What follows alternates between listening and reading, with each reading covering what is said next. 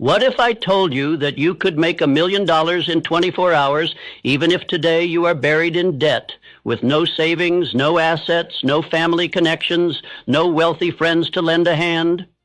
What if I told you that you could cross from poverty into prosperity faster than the clock strikes its next cycle?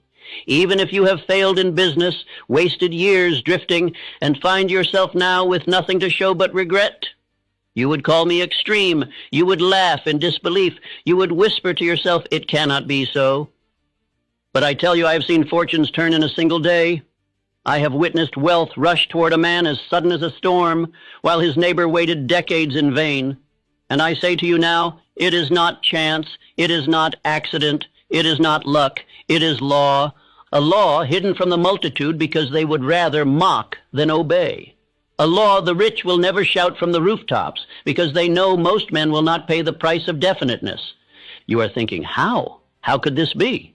Do not rush. If I were to give you the answer in one word, you would dismiss it as too simple, too unbelievable. That is why I will not hand you the treasure in a sentence. I will walk you into it law by law until your own mind cannot escape the conclusion. By the end of this speech, you will not only believe that great wealth can arrive in 24 hours, you will know why and how. But before I show you, let me place a warning before your eyes. If you treat this as mere entertainment, if you drift while you listen, if you take these words as inspiration but not as command, you will gain nothing. You will walk away exactly as you came, poor, doubtful, waiting for someday.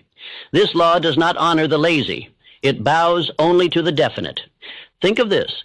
Why does one man remain stuck for 30 years in the same misery, while another secures his fortune in a single day? Why does one man accumulate nothing but bills and disappointment, while another walks into opportunity as though it were prepared for him alone? The difference is not education, not inheritance, not connections. It is something far greater, far more mysterious, and far more available to you than to the men who pretend to be your betters.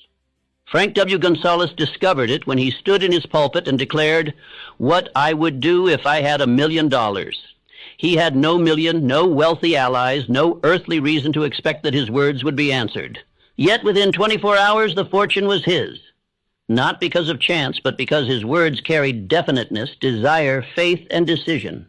He preached as though the money were already in his hands, and by morning the world had obeyed him. This is the law you are about to hear. The law that riches flee from vagueness and leap toward definiteness. The law that time itself bends when desire burns white hot. The law that money